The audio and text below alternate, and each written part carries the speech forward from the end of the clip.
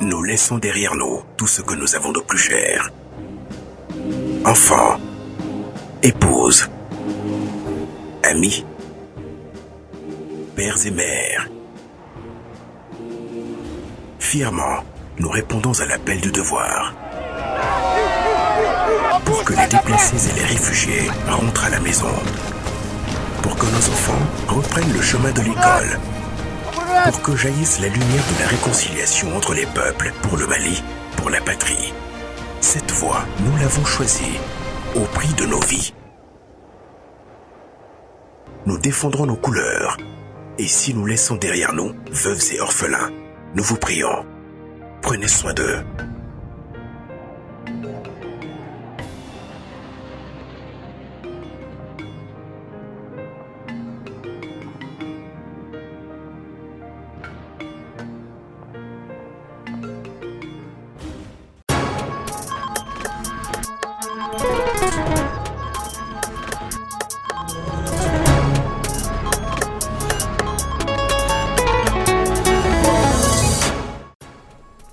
À la une ce soir, le président de la transition, le colonel Assimi Goïta, a procédé ce matin à la pose du premier panneau solaire photovoltaïque de 100 MW en deux phases de 50 MW à Tchakadougou dans le cercle de Sélingué. Financé à hauteur de 100 milliards de francs CFA, cette centrale est le fruit de la coopération entre le Mali et les Émirats arabes unis.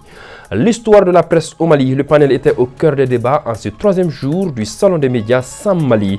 Débat animé par d'éminents journalistes, des cadors qui ont su démontrer toute la place de la presse au Mali. Voilà donc pour le sommaire. C'est un réel bonheur de vous savoir fidèle à ce rendez-vous d'information de ORTM2. Bonsoir et bienvenue à tous. Le président de la transition, le colonel Assimi Goïta, a procédé ce samedi à la pose du premier panneau solaire photovoltaïque de 100 MW en deux phases de 50 MW à Tchakadougou dans le cercle de Sélingué. Financé à hauteur de 100 milliards de francs CFA, cette centrale est le fruit de la coopération entre le Mali et les Émirats arabes unis. Écoutons le président au micro de nos reporters. Tchakadougou marque la fin d'une première série de construction de centrales solaires avec une puissance de 100 MW crête. La centrale de Tchakadougou va compléter celle de Safo et de Sanagoroba, soit au total 400 MW crête.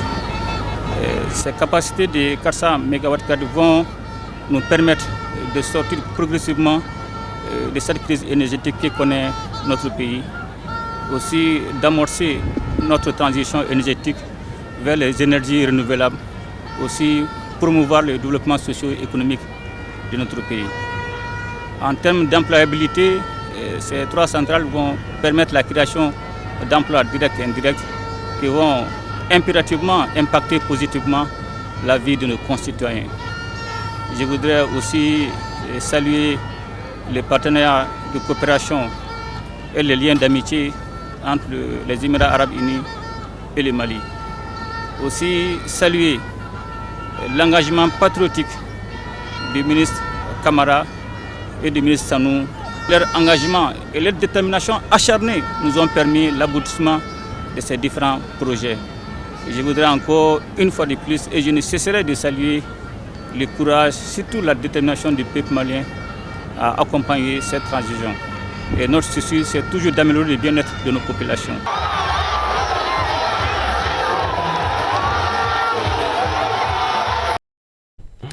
Le salon des médias Sam Mali 3, les activités se poursuivent dans la ligne du premier panel portant sur le thème central, la professionnalisation des médias au Mali et en Afrique, animé par le ministre de la Communication, co-parrain de l'événement.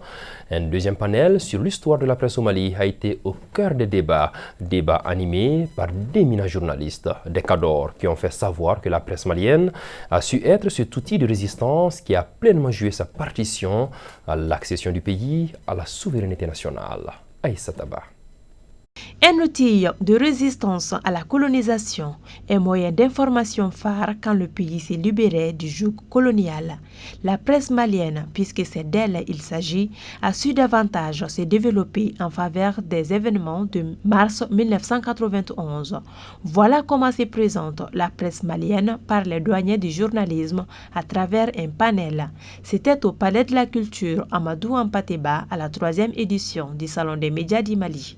La presse malienne est née dans un contexte de lutte pour l'indépendance, lutte pour la démocratie et par la même occasion, elle a gardé ce ton combatif, ce ton plus tourné vers l'opinion.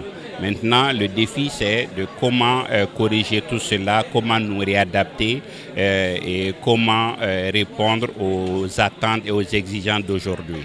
Répondre aux exigences d'aujourd'hui, c'est de régulariser les secteurs et surtout de renforcer les compétences des jeunes dans les domaines comme le V, ces salons des médias. Je l'ai dit dans mon exposé, il y a eu une période où la presse était très formée, où la presse était très professionnelle. Il y a eu une période où la presse a joué sa partition, mais justement il y a eu des contingences extérieures à la presse qui ont fait que nous sommes dans cette situation actuelle. Lorsqu'on formera davantage de professionnels, vous verrez que la qualité des médias, les lignes éditoriales seront encore mieux tenues et les médias contribueront encore davantage au développement de ces pays parce qu'ils auront une écoute à la hauteur de leur poids réel dans la société. Mais Rome ne s'est pas fait en un jour et la presse malienne aussi a besoin de temps pour se construire. Les textes sont là, sont suffisants pour effectivement assainir le secteur. Maintenant, si il y a une difficulté pour les fêtières de convaincre ceux qui ne sont pas tout à fait corrects dans l'application des règles de régulation, c'est cela qui crée des situations ambiguës et difficiles à dénouer. Sinon, normalement, avec ce qu'on a aujourd'hui comme texte, l'essentiel est permis et l'essentiel doit être fait. À cette 3e édition du Salon des médias du Mali, près de 8 panels sont au programme pour la professionnalisation des médias au Mali et en Afrique. À signaler qu'ils sont 25 médias étrangers participant à ces partages d'expériences avec ceux du Mali. Une nouvelle solution à l'une des préoccupations majeures de la population malienne, l'accessibilité et la fiabilité des services de dépannage. Et oui, le groupe de jeunes start-up dénommé SOS Dépannage à domicile vient de lancer une application mobile portant ce même nom. Avec plus de 10 domaines d'intervention, cette plateforme a pour objectif de rendre la vie facile à la population bamakoise. Awa Kamara. Fini les tracasseries dans la recherche des techniciens pour le dépannage ou le nettoyage à la maison. Le jeune Suleiman Maïga et ses compagnons débarquent avec l'application mobile SOS Dépannage à domicile. Intervenant dans divers domaines tels que la plomberie, l'électricité, l'électroménager, l'informatique, la livraison et bien plus, l'application a pour but de faciliter un peu plus la vie à la population bamakoise. En témoigne cette première utilisation devant l'assistance. Il y a quelqu'un qui dit qu'il est à Bako Djikroni. J'ai un problème avec mon ordinateur. Est-ce que c'est urgent? Oui. Quelle heure souhaitez-vous faire dépanner? La personne dit à 18h. Son mode de paiement, c'est Move Money. Vous n'êtes pas sans savoir que pour avoir un électricien à certaines heures, ce n'est pas du tout facile. Pour avoir un plombier aussi, ce n'est pas du tout facile. Donc, c'est partant de là qu'on s'est assis, on a réfléchi. On a dit pourquoi ne pas mettre en place une équipe ou un système tout en profitant des nouvelles technologies pour pouvoir aider la population à avoir très facilement les techniciens qualifiés, certifiés à tout moment, à n'importe quelle heure, à travers un service qui est disponible 24 sur 24, 7 jours sur 7. Fasciné par l'ingéniosité de ces jeunes start-upers, l'assistance embrasse déjà des concepts. Je pense que l'application a été conçue pour moi en réalité parce que je n'ai jamais été vraiment en bon thème avec les dépanneurs, surtout en concernant mon téléphone et mon ordinateur. Donc je pense que l'application est une solution pour moi. Moi, je me suis réveillé à 3h du matin, à 4h du matin. J'ai un problème chez moi, quelle que soit l'électricité ou bien l'eau ou bien autre. Il suffit seulement d'appeler et ils me répondent de manière rapide. Et quelqu'un vient pour me satisfaire. C'est quelque chose qui est très important, surtout au Mali ici. Résultat de 2 mois de travail, SOS Dépannage garantit aux utilisateurs un service fiable et totalement sécurisé, couvrant pour l'instant toute la ville de Bamako. Ça, on a fait. Comme bien d'autres secteurs de l'économie, l'artisanat emploie de nos jours de nombreux particuliers. Cependant, depuis un certain temps, les acteurs peinent à émerger. Un faible climat des affaires sous-entendu par la crise mondiale. Comme alternative, certains acteurs procèdent à ce qu'on pourrait qualifier de reconversion en menant d'autres activités. C'est le dossier qu'on vous propose avec Aminata Zoumanasako. L'artisanat, un secteur stratégique de l'économie car employant un nombre important de particuliers. Les produits artisanaux sont multiples et variés et chacun dans son domaine s'évertue tant bien que mal de donner le meilleur de soi-même en s'appuyant sur son génie créateur. Vous avez remarqué lors de nos salons, les gens se posent la question, est-ce que cela a été fait au Mali? Est-ce que cela a été fabriqué au Mali? Donc nous avons des talents cachés. Nous-mêmes, les porte-parole des artisans, à chaque édition, nous sommes surpris de découvrir des jeunes talentueux. Cette année, on a découvert un jeune qui est dans l'électronique. Il a fait une moto sécurisée en cas de vol. Il y a d'autres jeunes talentueux dans l'ébénisterie, dans beaucoup d'autres métiers. Chaque édition, nous découvrons.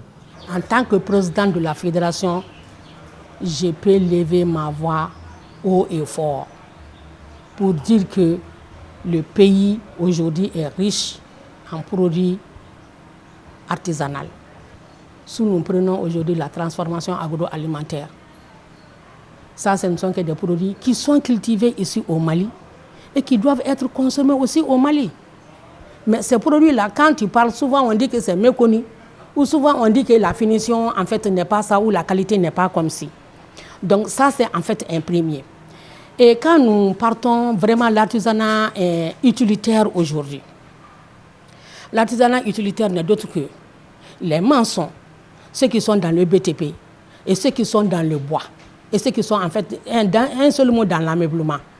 Et si aujourd'hui, dans l'ameublement aujourd'hui, au lieu d'aller importer aujourd'hui l'équipement des bureaux à l'extérieur, si on mettait un accent seulement sur l'équipement qui se produit chez nous, témoignage éloquent de l'essor de l'artisanat malien. Toutefois, ces poumons de l'économie peinent depuis un certain temps à nourrir son homme. Un état de fait qui résulte du faible climat des affaires. Actuellement, le secteur se porte très mauvais. Tout le monde sait que par rapport à la conjoncture, c'est pas facile. Et puis, en général, nous, on travaille avec les étrangers. Il n'y a plus d'étrangers. Tu as vu, c'est les étrangers qui connaissent réellement la valeur de nos bijoux. Il y a beaucoup de difficultés par rapport à l'accès de nos produits, l'argent et l'or. Ça devient de plus en plus cher. Et puis à l'accès de nos clients pour nous voir aussi, c'est très très difficile. Nous sommes entourés beaucoup de problèmes de l'entourage. L'accès n'est pas facile du tout, quoi. Enfin, les produits aussi sont de plus en plus chers. Et puis avec la participation aussi des commerçants, de nos bijoux qu'on fabrique, nous sommes des artisans de créateurs. On crée les bijoux, les commerçants vont exploiter et les produits dans notre métal, venir vendre n'importe quel prix. Donc ça nous jette beaucoup, quoi. La maison des artisans doit être un secteur qui a des inspirations à l'œil nu d'abord. À l'œil nu comment? Si tu es venu, tu dois savoir que c'est des artisans qui vivent ici. Bon, par contre, ce n'est pas le cas. Toi-même, tu vois comment est le secteur. C'est à vous d'apprécier si c'est de l'artisanat ou c'est du marché. Autre problématique et non des moindres à l'origine du faible climat des affaires, la rareté des touristes étrangers et l'augmentation des frais d'achat de certains produits servant de matières premières. Si on dit l'artisanat, il faudra prévoir les matières premières. Ce corps de métier ne peut pas travailler sans les matières premières. Donc les matières premières qui provenaient en fait de l'extérieur sont arrêtées. Et ceux qui se produisent aujourd'hui aussi à l'intérieur même du pays et sont vraiment en rupture aujourd'hui, complètement en rupture. On vient même de faire un constat, l'or qu'on travaille est devenu très très cher. Du samedi au lundi, on vient de voir une augmentation sur l'argent blanc de 150 francs. En attendant un lendemain meilleur, certains artisans sont dans une posture de reconversion. En réalité, il y a une reconversion de nos ouvriers. certains ouvriers qui, comme ils viennent s'asseoir tous les jours, il n'y a pas d'électricité, ils disent que c'est une période de vente des moutons. D'autres sont partis faire la spéculation. Ils n'ont pas de fonds pour acheter des moutons, mais ils vont prendre des moutons avec les gens, se promener pour vendre. Au même moment, d'autres artisans se contentent du minimum absolu généré pour faire face au quotidien, tous espérant une sortie de crise dans un futur proche. Et puis, cette nouvelle sportive, avant de nous quitter, le Stade malien de Bamako vient de s'adjuger son 23e trophée de la Coupe du Mali de football. Les sociétaires de Sotiba n'ont fait qu'une bouchée de Afrique Football Elite en s'imposant par le score sans appel de 4-0. Des buts inscrits par respectivement Daouda Kone à la 6e minute, Franck Bétessi à la 32e minute, Suleiman Dramé 34e minute et Moussa Diallo à la 89e minute. Des buts stadistes que nous sommes en train d'apercevoir en ce moment même. Le deuxième but stadiste, il faut le rappeler, était une inscription de Franck Bétessi. Le troisième but à l'instant est une réalisation de Suleiman Dramé à la 34e minute et puis le quatrième but par Moussa Diallo à la 89e minute. Nous y reviendrons en détail avec notre équipe de reportage dans nos prochaines éditions. Voilà, c'est là-dessus que s'achève cette édition de 19h30 que j'ai eu l'immense bonheur de vous présenter. Tout de suite, ne décrochez pas, Daouda Kone prend le relais pour ORTM2 Kibarou. Surtout, n'oubliez pas, tolérance, patience, résilience, endurance et solidarité. Paix et bénédiction d'Allah sur le Mali.